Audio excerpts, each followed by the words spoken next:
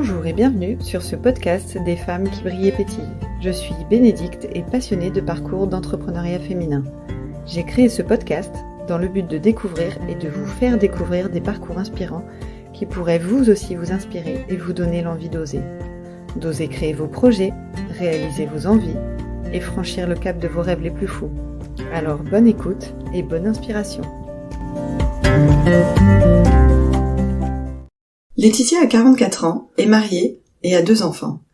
Elle est wedding planner depuis une dizaine d'années.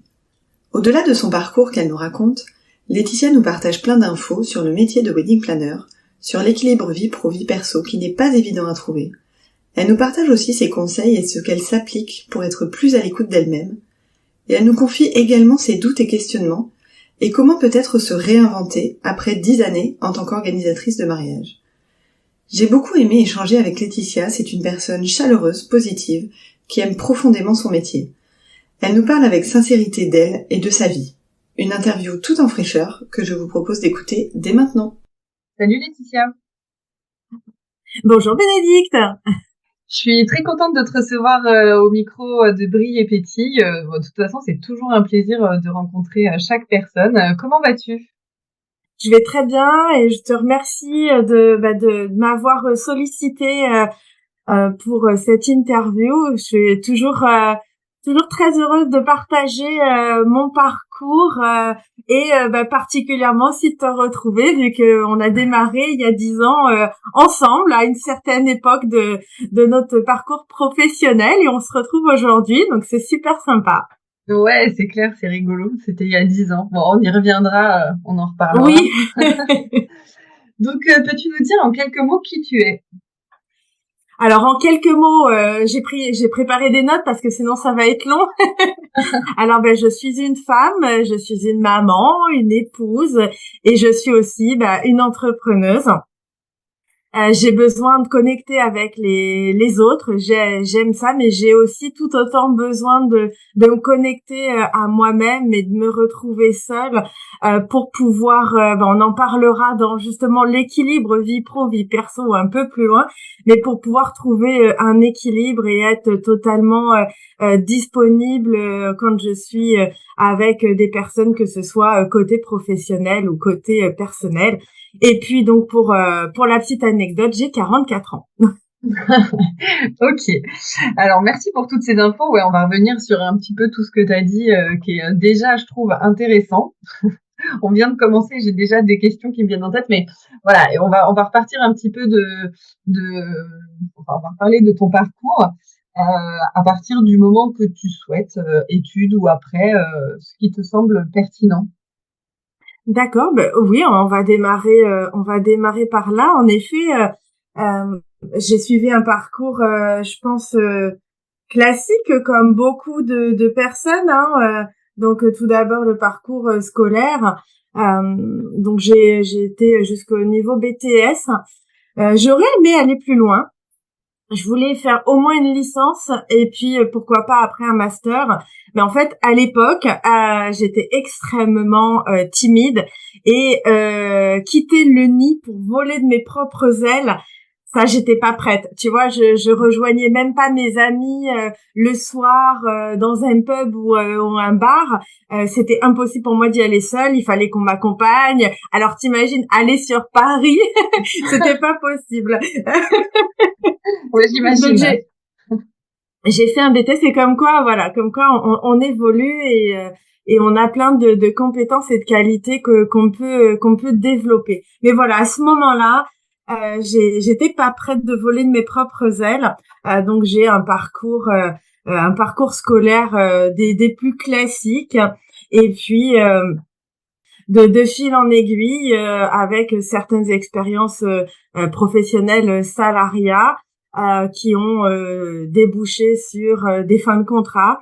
Eh bien, j'ai petit à petit glissé vers l'entrepreneuriat. Mais tu verras, je t'en parlerai plus tard. Il y avait quelques signaux quand même qui m'amenaient vers l'entrepreneuriat. Et d'ailleurs, qu'est-ce que tu voulais faire quand tu étais petite ? Alors, un truc improbable, je voulais être pilote de chasse ou hôtesse de l'air. Ah ouais, d'accord. Voilà. Original. Donc rien à voir.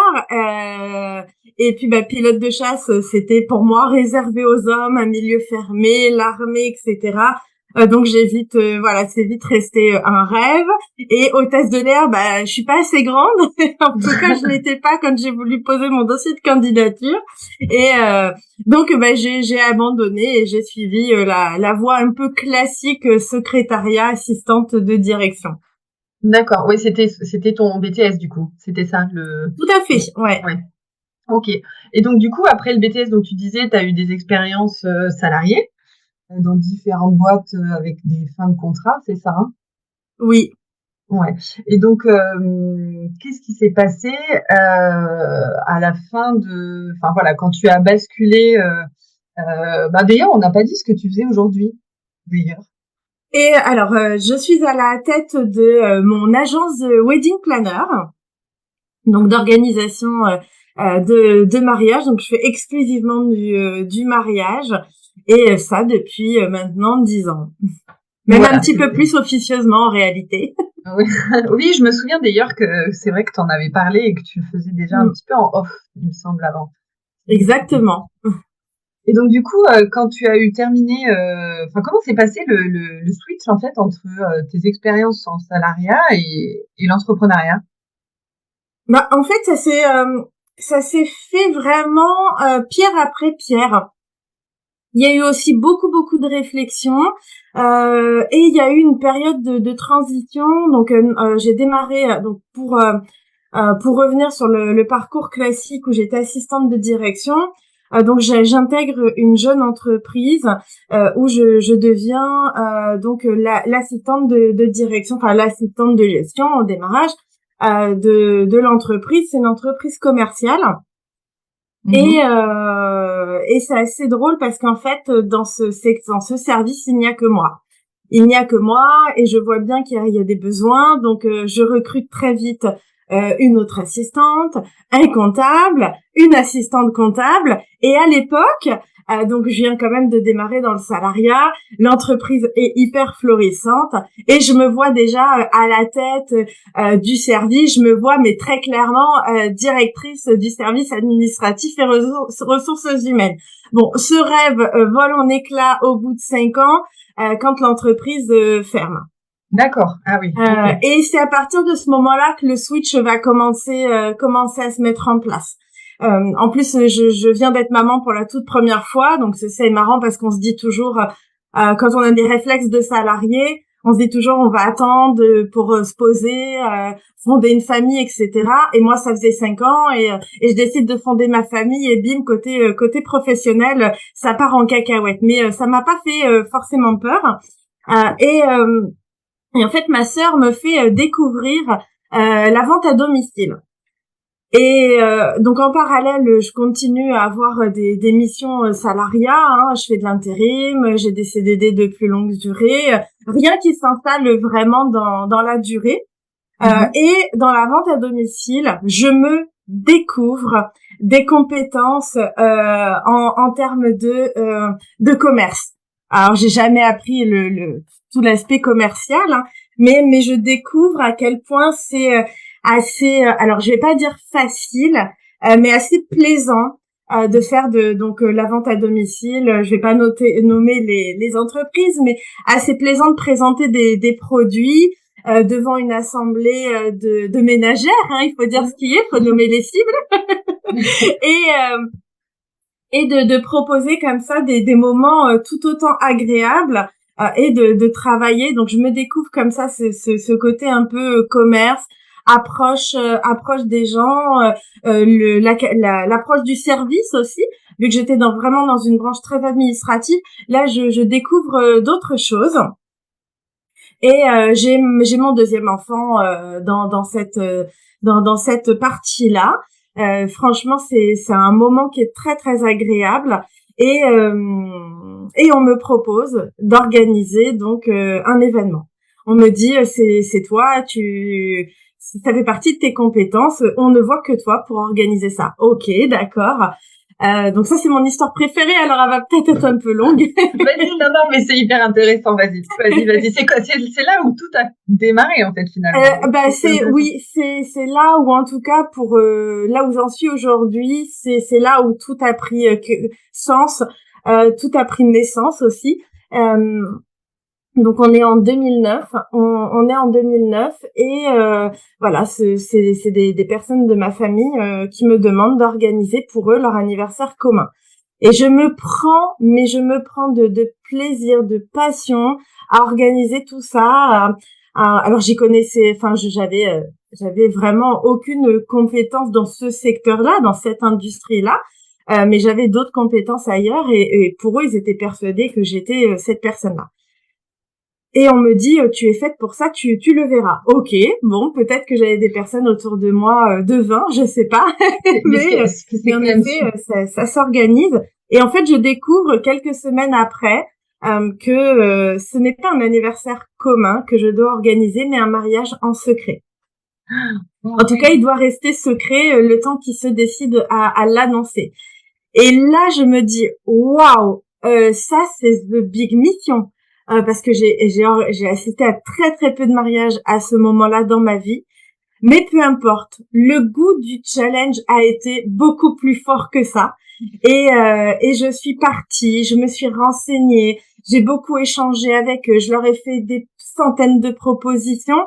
Pour des raisons de budget, ils n'ont pas tout accepté et c'est marrant parce que plusieurs années encore après, ils me disent c'est les plus beaux souvenirs qu'on a et mais si on t'avait écouté, on aurait fait ça, on aurait fait ça. Mais peu importe en fait, la journée elle était juste réussie pour eux. Elle était comme ce qu'ils attendaient, elle était parfaite en fait. Et voilà, à ce moment-là, il faut pas se poser plus de questions que ça. Et cette première expérience, voilà, ils m'ont donné quand même une impulsion très très forte. Et sans le vouloir en fait, eh bien d'autres personnes de mon entourage, donc vraiment le cercle amical et familial, commencent à me donner d'autres missions de ce genre. Donc une deuxième fois, une troisième fois, une quatrième fois. Bon, arrive mon tour quand même, mon propre tour. Et une de mes amies qui est vraiment très chère à mon cœur et qui est partie vivre au Canada il y a de ça plusieurs années, qui y vit toujours. Je pense qu'elle écoutera le podcast, alors je te fais un big love, ma chérie. Et un jour, elle me prend entre quatre yeux et elle me dit, si tu ne te lances pas, si tu n'essaies pas, tu regretteras toute ta vie. N'aie pas peur, fonce. Et j'avais pas forcément peur. Enfin, en tout cas, je me souviens pas d'avoir eu peur. C'était juste l'inconnu. Vraiment l'inconnu à ce moment-là. Et je me suis lancée. Et j'ai foncé. Ça, pour avoir foncé, j'ai foncé. Voilà comment j'en suis arrivée là avec voilà différentes étapes en fait.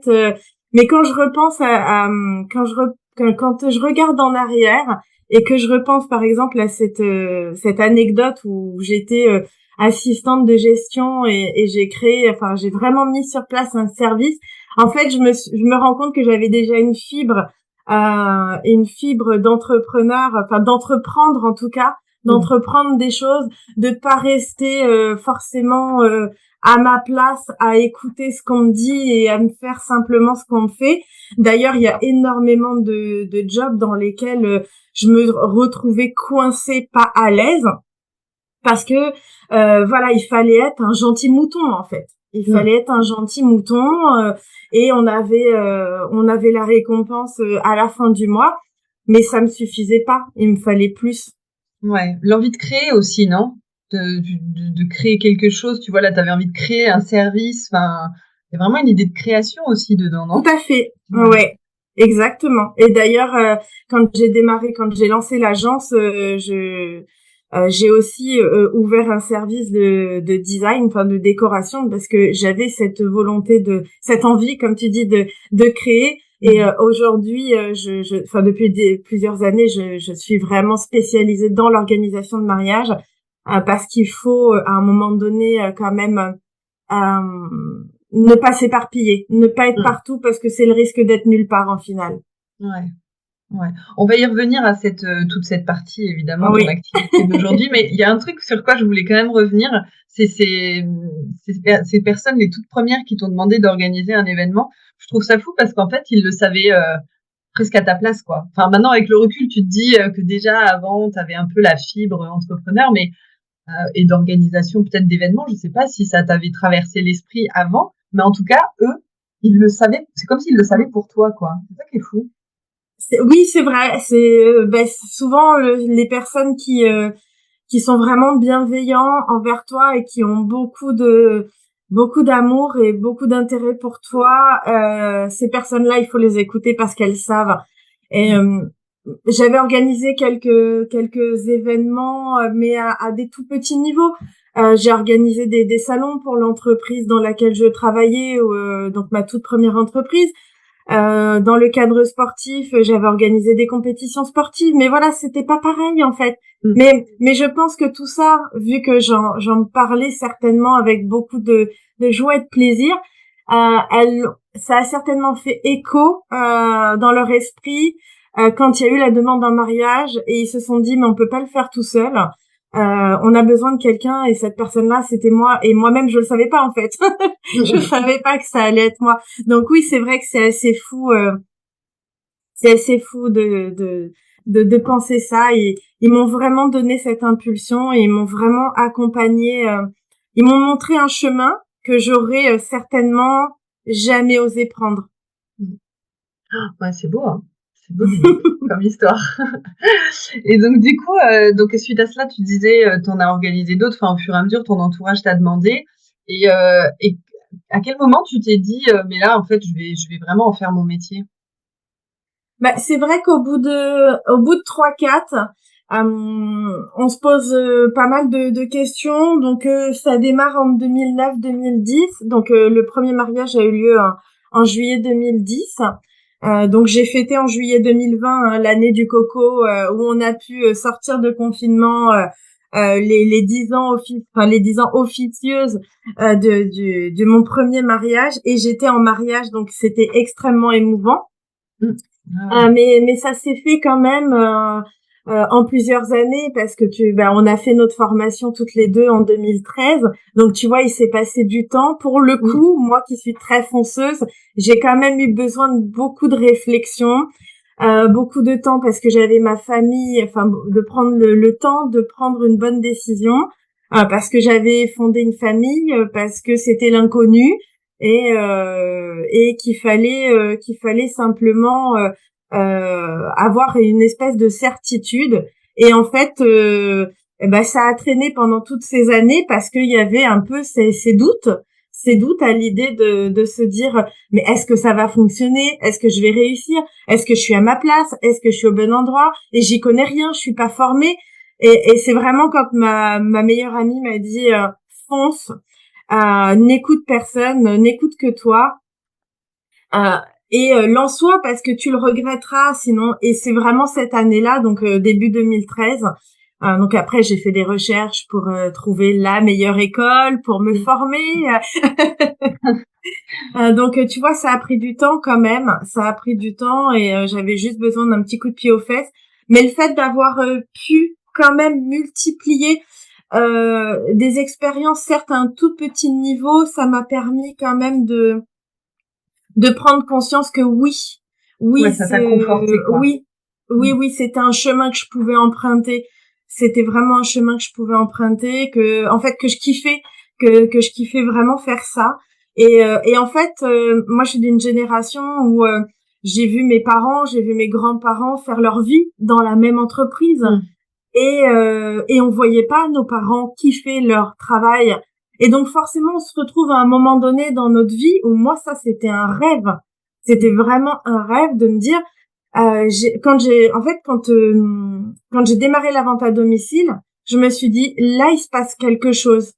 Parce que je peux enfin décider de ce que je fais, avec qui je le fais, et avoir une rémunération derrière, et pas me lever tous les matins pour aller bosser 8 heures, 7 heures, avec des gens que j'aime pas forcément, un métier qui me fait pas du tout rêver, ou en tout cas qui me nourrit pas intérieurement, Et là, il s'est passé quelque chose. Mais à ce moment-là, toutes les personnes autour de moi, elles ont la même réflexion que les parents, les grands-parents, c'est-à-dire, mais t'es un peu un extraterrestre là. Oui, ils comprennent pas forcément. Comment ça, tu vas faire un métier qui te fait kiffer, un métier où tous les matins tu te lèves avec plaisir et envie. Oui, c'est possible. Alors aujourd'hui, on n'a plus la même mentalité. Justement, on va vers ce genre de choses. On va vers ce genre de métier. On a envie de se lever tous les matins avec une patate, avec vraiment l'envie d'aller découvrir cette nouvelle journée. Mais il y a 10 ans, 15 ans, 20 ans, on choisissait un métier, un job pour nourrir notre quotidien et nos moments off en fait. Et on pensait moins justement à ce côté développement personnel, à se nourrir intérieurement. Donc voilà, je suis partie un petit peu là dans les limbes. non, mais c'est vraiment intéressant. Hein. Donc en 2013, voilà là où on s'est rencontrés toutes les deux à la formation Wedding Planner, et ça t'a confirmé, ce choix. Ah complètement. En fait, la formation, moi, elle est arrivée à un moment donné où là, début 2013, j'ai vraiment, il s'est passé quelque chose dans mon esprit, dans mon cerveau. Il y a une étape supplémentaire qui s'est implémentée, qui était en téléchargement.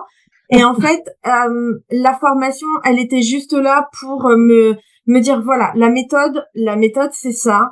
Comment on accompagne un couple, comment on organise un mariage. Qu'est-ce que tu vas devoir faire? Quelle est la législation dans l'industrie du mariage? Et à la sortie de la formation, ma déclaration d'entreprise était faite, le site était en création. J'attendais que d'avoir le diplôme en fait. Ah oui, t'étais déjà avant la formation, t'avais déjà démarré, enclenché certaines choses quoi. Exactement. D'accord. Mais je me souviens, si je me rappelle bien, t'avais déjà ton nom d'entreprise d'ailleurs. Oui, c'est ça. Ouais. J'avais déjà mon nom d'entreprise. Alors c'est tellement loin, tellement loin. Je me souviens pas du tout avec exactitude comment j'ai trouvé ce nom. Je me souviens juste que je créais des documents quand j'organisais les mariages des autres, et puis le mien à un moment donné, parce que un peu plus loin dans la boucle, il y a eu le mien aussi. Et je mets ce nom d'agence, ce nom, il était sur mes documents. Donc je me souviens pas de l'histoire de ce nom, mais voilà, il est là. Et donc, il était déjà là. Les bulles de bonheur, parce qu'on l'a pas dit. Oui, exactement, les bulles de bonheur. Alors forcément, il y a un petit rapport au champagne, mais c'est plus pour ce côté d'être vraiment d'offrir une bulle de bonheur, une bulle de bien-être aux clients que j'accompagne, qui puissent se sentir vraiment en confiance et qu'on vive tous des moments de bonheur, même nous les professionnels, parce que ça c'est quelque chose qui me tient à cœur depuis le lancement de mon entreprise. J'ai appris pour le coup à manager des équipes, à accompagner des professionnels et à souder toute une équipe autour d'un seul et même couple. Et à chaque mariage, on a des équipes différentes, et c'est important aussi. En tout cas, c'est ma vision du mariage, ma vision de ce côté professionnel et ma philosophie, c'est que nous aussi, les professionnels, on doit kiffer ce qu'on fait, avec qui on est, pour justement donner encore plus à ces personnes qui nous confient une des journées les plus importantes de leur vie, un budget conséquent. Et on travaille tous main dans la main. Le succès de la réussite d'une de ces journées, elle est vraiment collégiale. Justement, là, du coup, quand je voulais revenir sur ta période, quand tu as commencé à lancer ton entreprise et que par la suite tu as fait la formation, à ce moment-là, tu avais quand même encore des doutes ou pas du tout? Ou tu t'es dit non, je fonce? Non, à ce moment-là, aucun doute. Vraiment aucun. C'est là où je pense que j'ai appris à courir avant de marcher. Par rapport aux démarches administratives surtout. Je suis sortie de la formation. Si j'avais des doutes au démarrage de la formation, mais je ne m'en souviens pas, hein, mais si j'avais des doutes, il est clair et net qu'à la sortie, j'en avais plus aucun. J'étais vraiment dans une optique de c'est fait pour moi, ça m'appelle, je vais m'éclater dans ce que je vais faire, je fonce et j'ai tout de suite démarré. Donc officiellement, pour la partie administrative, j'ai démarré l'entreprise le 1er janvier 2014, mais j'ai démarré en 2013 en réalité, hein, le site était déjà prêt. Enfin, entre la formation et le 1er janvier, le site était déjà prêt, le logo aussi. J'ai signé mon premier contrat, je crois que ça devait être en février. Ah oui, donc Ouais. ça a pas traîné, hein. Un premier contrat, donc parce que tout le monde était au courant dans mon entourage et ça a vite fait un tour et un bond phénoménal. Et en mai 2014, je signais deux contrats d'organisation pour la même année. Pour 2014, du coup, aussi? Pour 2014, oui. Et puis après, fin 2014, j'ai signé des contrats pour 2015. 2015 a été une extrêmement grosse année, hein. Je suis passée de 3 ou 4 mariages en 2014 à 15 en 2015. Dis donc. Oui, Belle quand je te progression. dis, j'ai couru, j'ai appris à courir avant de marcher. Donc j'ai foncé et puis j'ai appris après comment il fallait gérer une entreprise. Là, j'étais vraiment partie dans le côté wedding planner, wedding planning, accompagnement des couples. Le reste avait pas beaucoup d'importance. Ouais, ça devait être, tu devais être à fond, hein. Oh, dis donc. Ah bah j'avais du temps, j'avais de l'envie. Après, j'ai appris à m'organiser, alors que je suis issue d'une filiale quand même d'administration et d'organisation. Mais j'ai appris à mieux gérer les choses. Mais tout s'est fait en fait, tout s'est bien combiné. Je ne me suis jamais ennuyée, je n'ai jamais attendu que les choses arrivent. Elles sont toutes arrivées les unes après les autres. Ouais, c'est chouette, hein, franchement, c'est vraiment chouette. Et tous ces clients que tu as trouvés, c'était de l'entourage ou tu as fait beaucoup de communication? Alors, Bouche à oreille? j'ai misé vraiment très fortement sur le site internet au tout début. Donc, on n'avait pas encore, hein, les réseaux sociaux avaient pas émergé. Si on avait Facebook, voilà, c'était le démarrage de Facebook. Je crois que c'est 2011 Facebook, je sais Ouais, plus. c'était C'était vraiment le démarrage de Facebook. Donc, ça a été vraiment le site internet. Je pense que mon entourage a fait vraiment beaucoup de bouche à oreille, mais surtout ce que j'ai fait 2 salons du mariage très rapidement. d'accord. Ah oui, Donc ça aussi, ça a le dû site aider. Ouais. exactement, le côté vraiment aller chercher la cible là où elle est. Donc le site internet, il y avait très peu de wedding planners hein, dans mon secteur, donc ça m'a aidé aussi. En moins de 6 mois, j'étais sur la page numéro 1 de Google dans les 3 premiers résultats de recherche.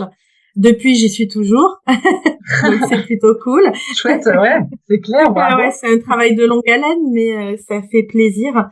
Et voilà, c'est le site internet et les salons du mariage hein, qui ont lancé le démarrage. Et puis après, le côté prestataire, professionnel, bouche à oreille, qui a lancé les choses. Mais le site internet a eu vraiment beaucoup un gros impact sur la transformation des clients et le remplissage de l'agenda. Ouais, d'accord. Ouais, c'est intéressant. Intéressant. Et aujourd'hui, t'en fais encore des salons du mariage ou ce genre de choses? Ou plus? Pas du tout, je ne fais plus de Non. salon du mariage depuis, je crois que 2017 a été le dernier. D'accord. Ah ouais, donc Voilà. ça fait un petit moment ouais, que t'en fais plus, hein. D'accord. Exactement. En fait, à un moment donné, j'ai décidé d'investir ailleurs. Donc, quand il y a eu l'émergence des réseaux sociaux, et puis il y a eu, j'ai évolué chaque saison. Hein, chaque saison, j'ai acquis de l'expérience, une expertise plus pointue. J'ai performé dans ce que je faisais. Et donc ma clientèle cible, mon cœur de cible a évolué au fur et à mesure, et je ne les trouvais plus dans les salons du mariage qui pouvaient être présents dans mon secteur. Et je me suis vite rendu compte qu'en fait, avec une bonne communication sur les réseaux sociaux et un bon site internet, les prospects arrivaient jusqu'à moi sans avoir à me déplacer sur des salons du mariage. D'accord. Bah franchement, bravo, hein. C'est Alors une ça, belle. c'est mon parcours, c'est mon analyse personnelle, hein. Je Ouais. ne dis pas que c'est un conseil à suivre. Non, mais en tout cas, ce que je veux dire, c'est que ça, je sais pas, ça paraît.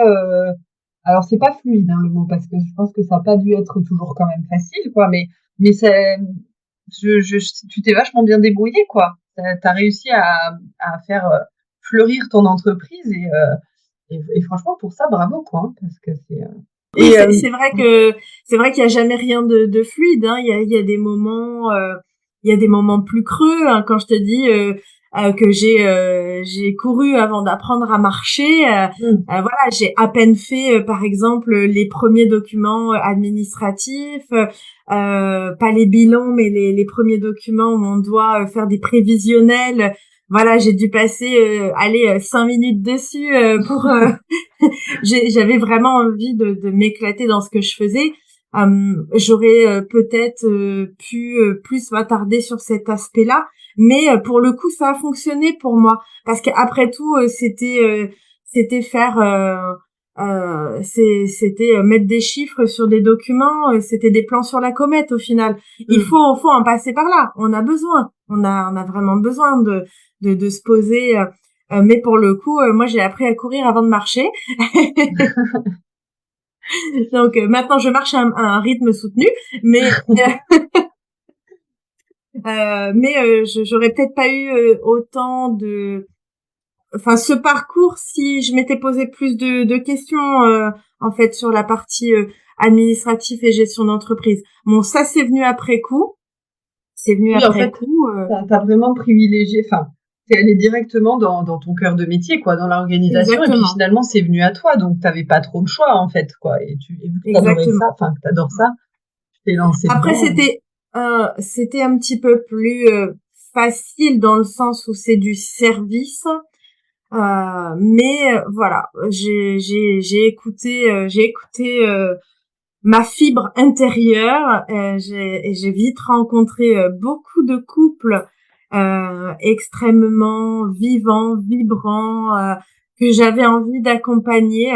Et c'était tout ce qui comptait en fait à ce moment-là. J'étais en train de réaliser mon rêve. Tu vois, même moi là, je replonge en plein dans mon parcours. C'est j'ai plein d'images de couples qui me reviennent en tête. Les tout premiers qui m'ont fait confiance, à qui d'ailleurs je n'ai jamais dit que je démarrais. On m'a jamais posé la question.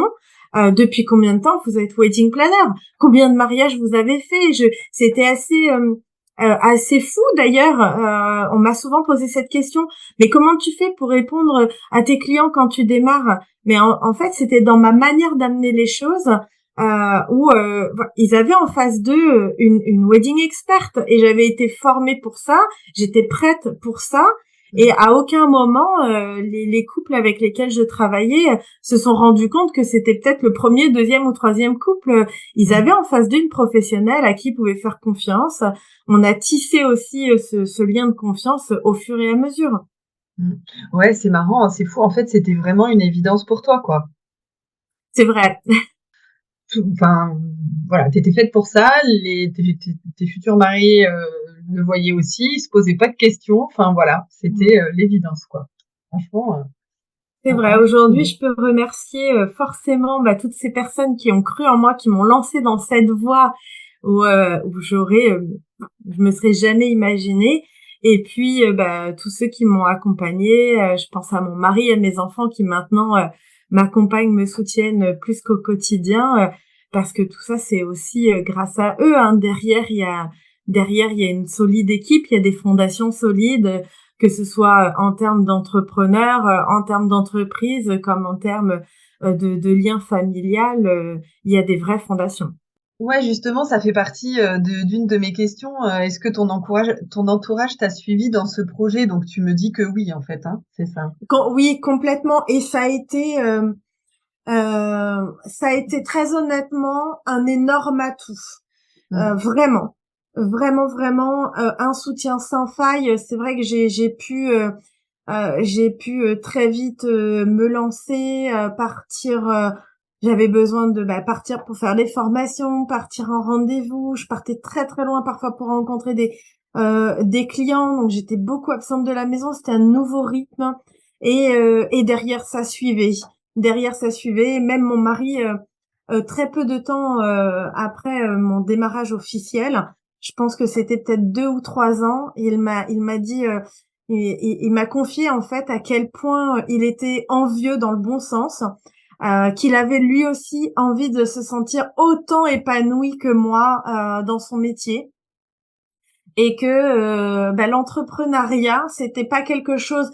Nous on est issus de milieux on va dire un peu plus modestes on n'avait pas autour de nous en fait des entrepreneurs. On est les premiers de notre cercle familial, de notre génération un peu. Et d'ailleurs, c'est très drôle parce que ça a donné de l'impulsion aussi à d'autres personnes dans mon entourage qui étaient chevillées, cramponnées au corps à leur job salariat. Et c'était assez drôle aussi de voir comment tout le monde pouvait changer, évoluer dans leur mentalité parce qu'ils voyaient vraiment que c'était réalisable. Ouais. Vraiment. Voilà, réalisable. Ouais. Et oui, Ouais. l'entourage est un vrai plus. Le plus important, c'est ce qu'on a à l'intérieur de soi, c'est sa motivation profonde, d'avoir en plus des gens qui vous soutiennent, parce que c'est jamais simple hein, quand on est entrepreneur, c'est jamais simple quand on est salarié, et il faut quand même avoir des gens sur qui se reposer, avoir des soupapes pour décompresser, des soupapes de sécurité aussi. Mm. Ouais, bah d'ailleurs, c'est ce que tu disais au tout début de l'interview et donc ça me fait poser cette question-là par rapport à ton organisation pro-perso. T'en as un petit peu parlé en disant que voilà, t'es très soutenue par ton environnement familial. Et comment tu gères cet aspect-là de ta vie aujourd'hui? Alors ça, on en parle beaucoup.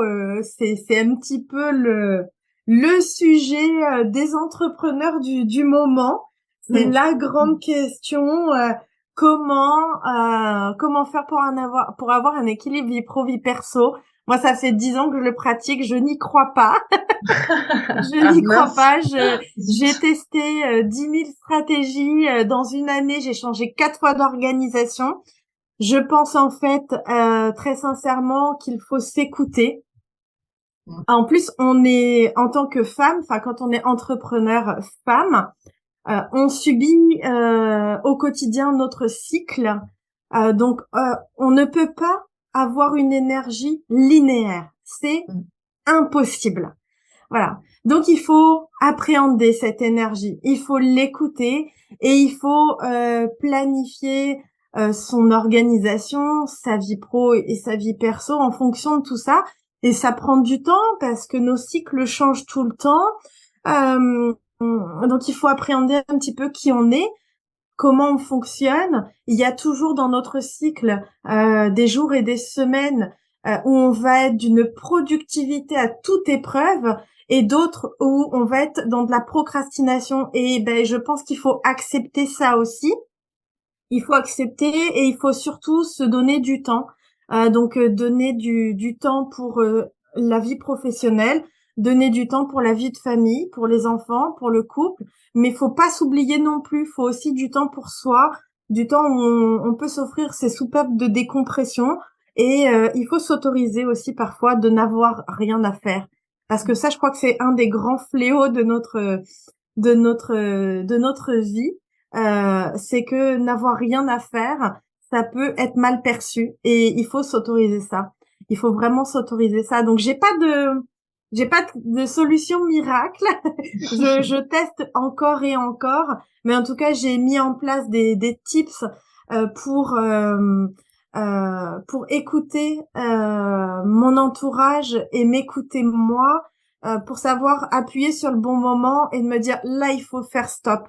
Il faut faire stop parce qu'on a besoin de moi ailleurs. Parce que certes pour ce client-là c'est peut-être une priorité que je termine cette mission, mais en fait pour moi c'en est pas une et pour ma famille encore moins. Et à l'instant T, c'est ma famille qui est prioritaire. Enfin voilà, c'est un exemple. Et il faut savoir lâcher en fait, parce qu'on pense toujours qu'il faut être à 100% disponible pour ses clients, disponible pour son entreprise. Et en fait, c'est juste un jeu de comme un jeu de Tetris. Voilà, aujourd'hui, ça va peut-être être 80-20, 80 pour l'entreprise et 20% pour le perso. Et puis demain, ça sera l'inverse. Alors qu'on avait planifié une grosse journée. Moi, ça m'arrive quand je me sens pas bien, quand je me sens vraiment dans un bad mood et que ça m'est déjà arrivé. J'avais des rendez-vous clients, j'appelle pour annuler. J'ai aucun problème avec ça. Je décale le rendez-vous parce que je sais que si je me force à y aller, je ne serai pas performante, je vais rater de l'information et derrière, du coup, je vais pas me mener à bien ma mission parce que je n'ai pas été performante sur le moment, je ne le serai pas après. Donc, je préfère dire stop, on reporte le rendez-vous, on l'annule pas, hein, je suis pas comme ça, je sais que j'ai besoin de ça pour vivre aussi, mais on reporte le rendez-vous parce que je préfère être vraiment dans les meilleures conditions possibles. Ouais, je trouve ça super que tu arrives à faire ça, tu vois, réussir à t'écouter suffisamment et savoir à quel moment tu vas être disponible et à quel moment tu vas pas l'être, quoi. Franchement, je pense que c'est une vraie qualité, ça. Enfin, c'est une vraie bonne connaissance de soi, en plus. C'est vraiment important quand on est entrepreneur.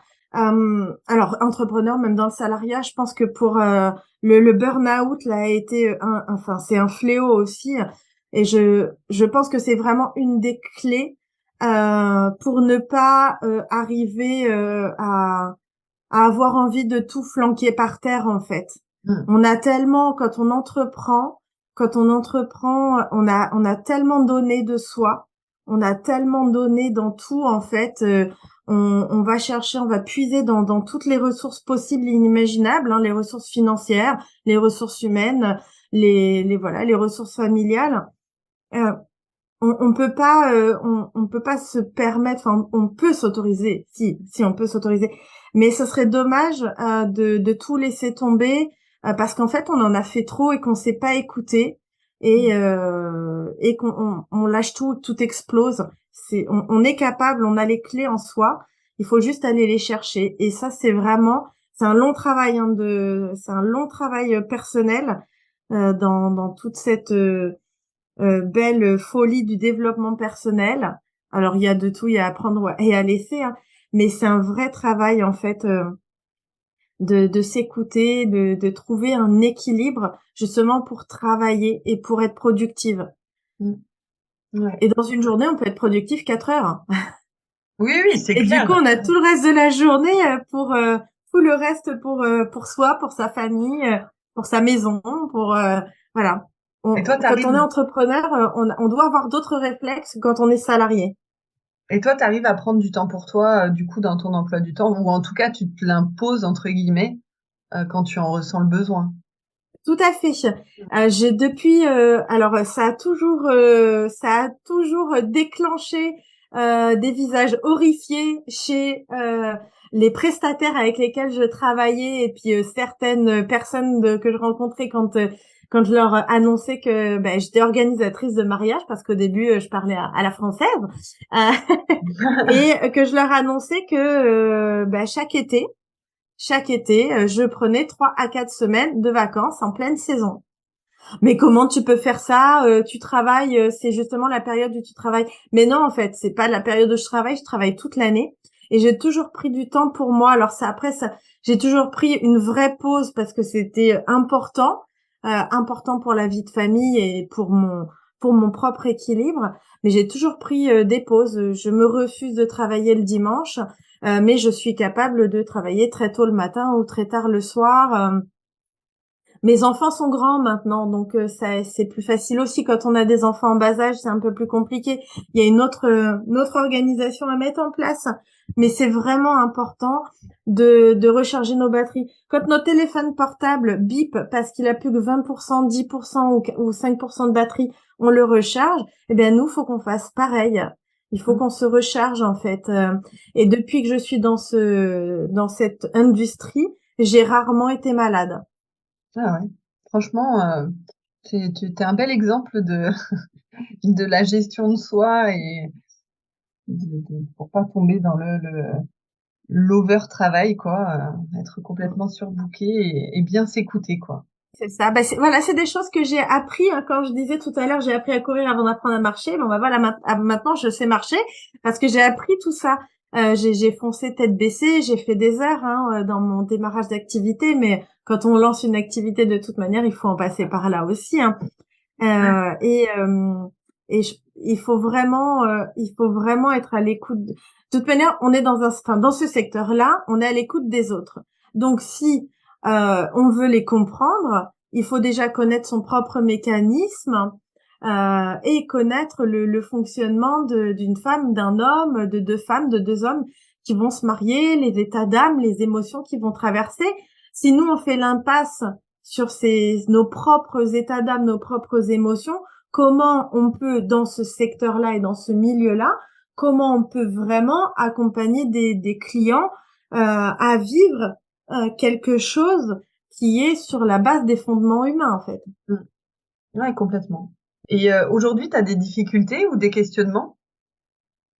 Alors aujourd'hui, les questionnements, oui, parce que tout a changé, hein.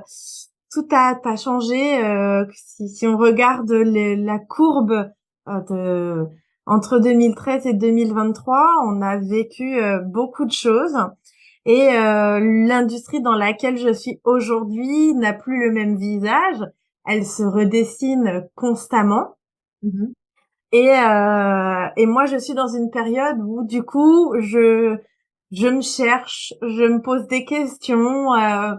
Forcément, j'ai 44 ans, je l'ai dit au début du podcast. Est-ce que je me vois encore dans 10 ans, dans 20 ans? Alors, dans 20 ans, j'espère que je serai ailleurs. J'espère que je profiterai d'une belle vie.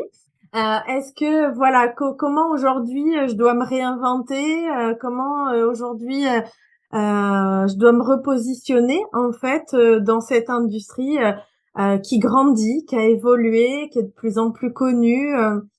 Est-ce que j'ai pas envie, est-ce que j'aspire pas à autre chose, est-ce que j'ai fait le tour? Oui, aujourd'hui, je me pose beaucoup de questions. Ouais, Mais pour ce qui est de l'entrepreneuriat, je m'en pose pas. ouais. C'est plutôt comment faire évoluer ton métier ou en tout cas suivre toi peut-être ce que tu as envie ou enfin voilà. Exactement. Ouais, ok. Ouais, je comprends.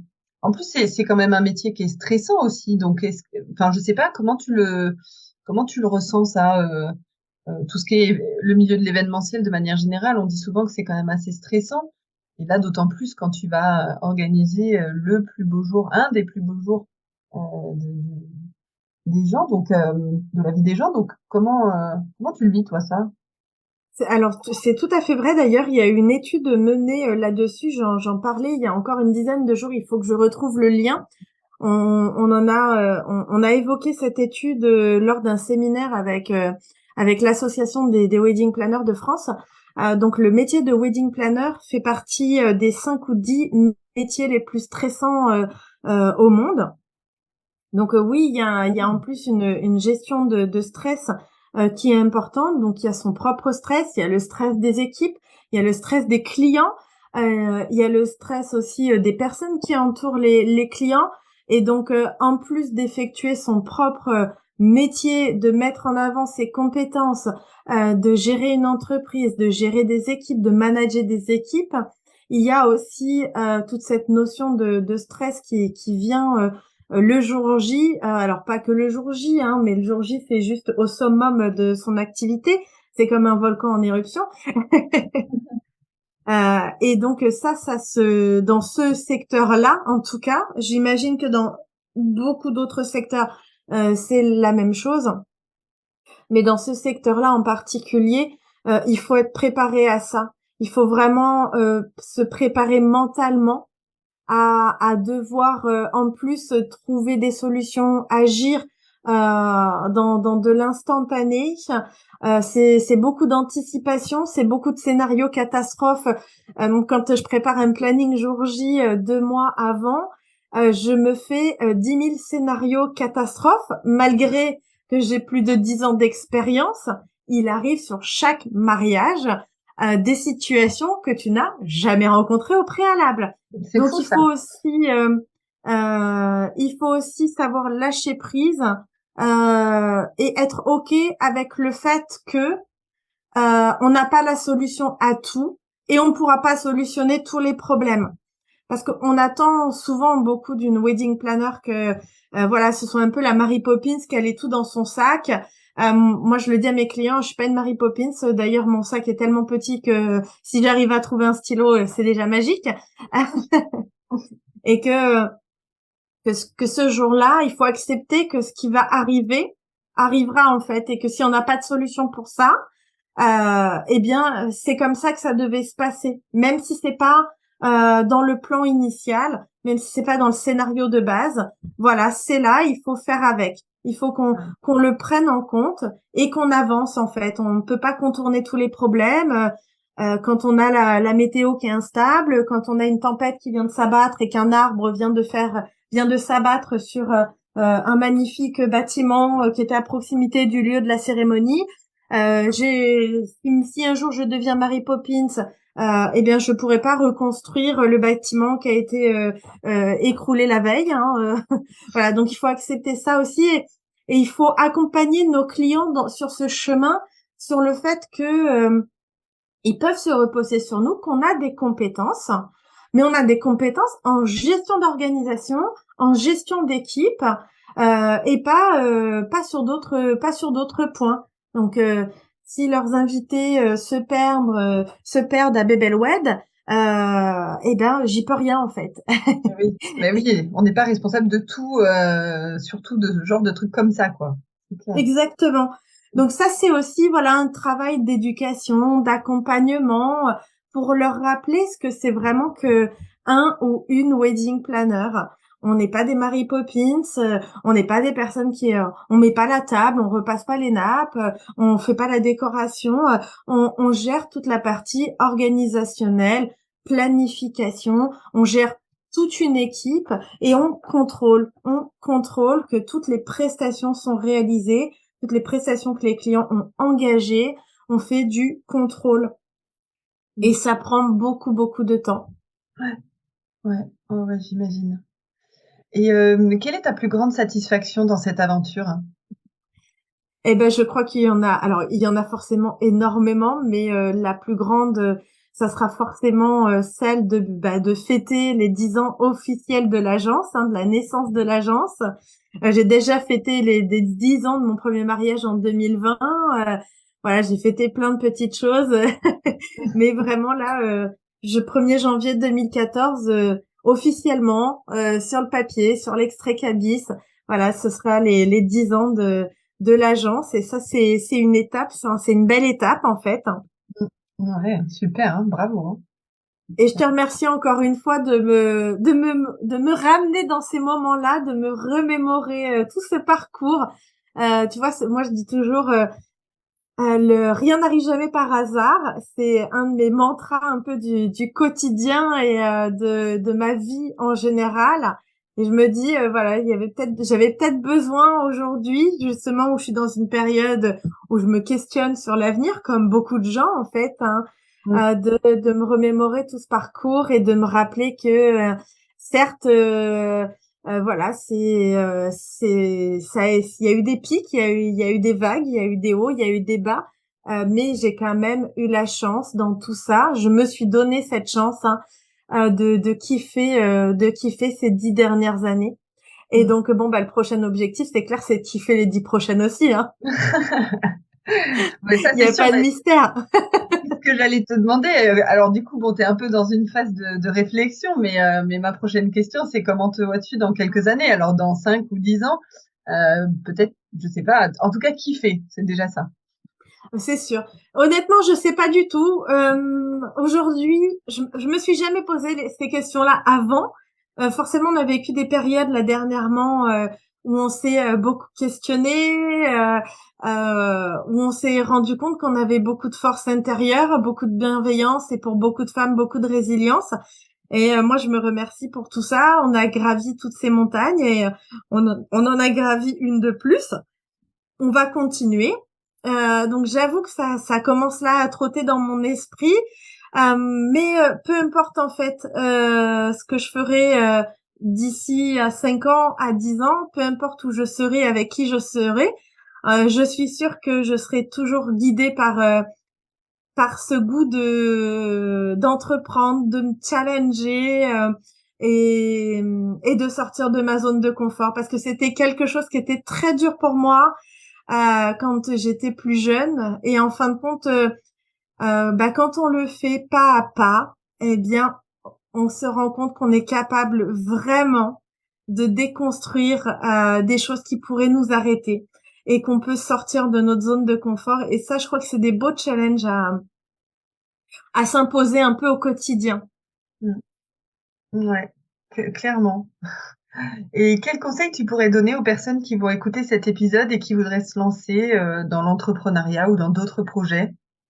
Eh bien, exactement les mêmes que ma meilleure amie m'a donné il y a de nombreuses années maintenant. C'est croyez en vous, n'écoutez personne d'autre que vous, ou en tout cas, n'écoutez que ceux qui sont sincères et bienveillants envers vous.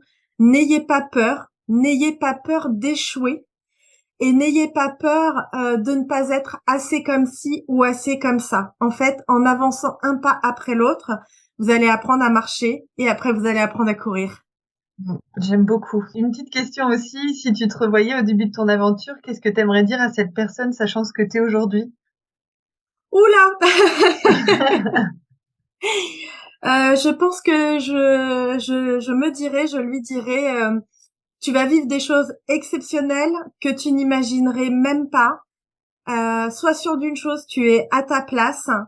Tu vas te découvrir tout un éventail de possibilités et de compétences qui se cachent à l'intérieur de toi. Brille et laisse tes ailes se déployer. Ah, c'est très beau ça aussi. Franchement, je trouve que cette interview, elle est très très belle. Enfin, on te sent vraiment en plus passionnée. Alors c'est toujours le cas hein, sur ce podcast. Toutes les personnes font ce qu'elles aiment et tout, mais c'est vrai que là, enfin c'est vraiment une belle histoire quoi. T'étais vraiment pile à ta place quoi. On le sent vraiment.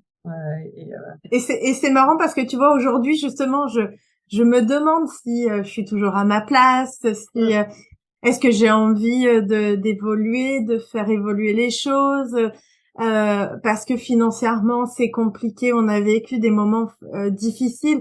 Mais là, voilà, cette interview me renvoie là comme un boomerang tout ce que j'ai fait, et j'ai l'impression d'être, justement, d'être cette nana là qui a démarré il y a 10 ans, et de te dire, voilà, ok, là t'es peut-être en bas de la montagne, mais regarde derrière toi, t'en as gravi plus d'une, t'étais en bas, t'es monté jusqu'au sommet, une à une, les marches elles ont été gravies. Et puis après, il y a eu d'autres expériences, il y a eu d'autres chemins où de nouveau tu t'es retrouvé en bas de la montagne. Donc là, je suis en bas de la montagne depuis un petit moment, mais il va falloir la monter maintenant. Et c'est juste là, voilà, en ce moment, c'est ça. C'est je sais pas quel chemin prendre pour monter. C'est ça en fait. Ouais, mais je comprends. Mais après, enfin voilà, selon ta vie personnelle, enfin voilà, il y a plein de choses. C'est hyper important de se poser ces questions-là, je pense, de se remettre un petit peu en question de temps en temps. Puis c'est vrai que ça fait quand même 10 ans maintenant que tu fais ce métier. Euh, Ça a dû être assez intense en plus pendant 10 ans. Donc ouais, c'est normal. Et du coup, tu te poses même la question de d'arrêter ce métier ou et de te diriger vers autre chose, enfin toujours dans l'entrepreneuriat par exemple, ou pas forcément, ou modifier peut-être, ou Alors dans l'entrepreneuriat, c'est clair que il y aura toujours une part de moi qui, enfin, c'est dans mon ADN en fait. Hein, je ouais. pourrais pas m'en défaire. Mais en effet, je réfléchis à peut-être. peut-être agrémenter mon panel de compétences, toujours en restant autour du mariage, mais peut-être moins sur le côté planning. Tu vois, je continue on s'est rencontrés il y a 10 ans, nous, quand on s'est formés. Je continue de me former.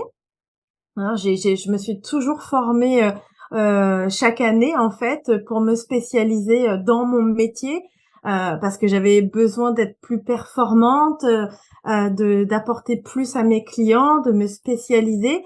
Donc j'ai fait toutes ces quand même différentes formations pour ça. Et puis en même temps, je me suis aussi formée sur des sujets plus transverses comme la gestion du stress qu'on a évoqué tout à l'heure, le développement personnel, le lâcher prise, l'organisation, D'accord. et c'est aussi voilà, des choses qui font de plus en plus écho à titre personnel. Ce côté bien-être, ce côté accompagnement, c'est difficile de prendre des décisions dans la vie, on le sait. Alors quand on est futur marié, c'est encore plus compliqué. Il y a tellement d'impact sur une décision. Alors je parle de pas dans le fait de vivre sa vie en tant que mari et femme, mais vraiment dans mon cœur de métier, de prendre des décisions pour choisir un prestataire, définir le menu.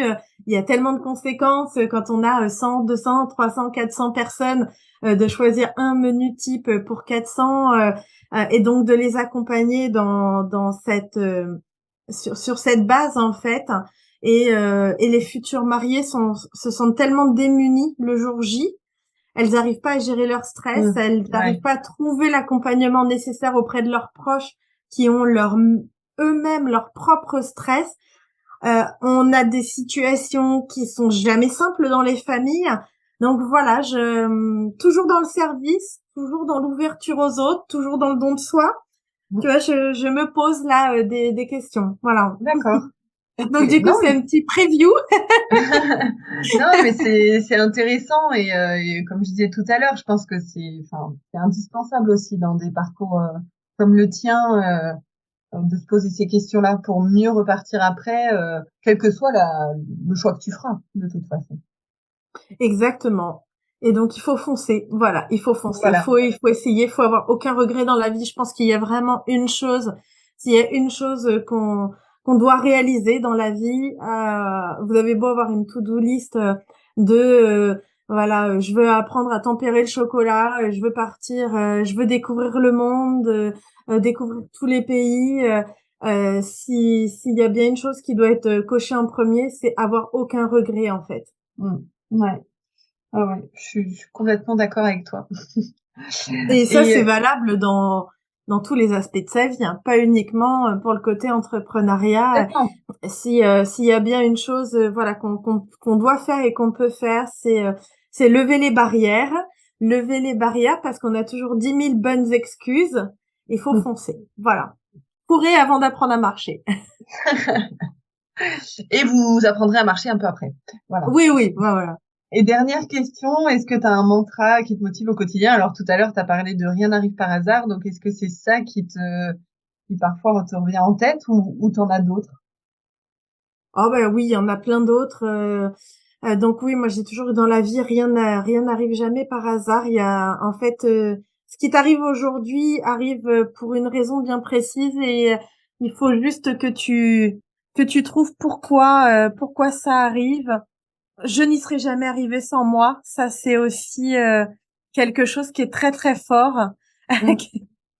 Je Ah, mais trouve que c'est bien de se le dire, ça. tout le Ouais. monde devrait se le dire. Je n'y serais jamais arrivée sans moi. Voilà. Parce que tout part de soi, en fait.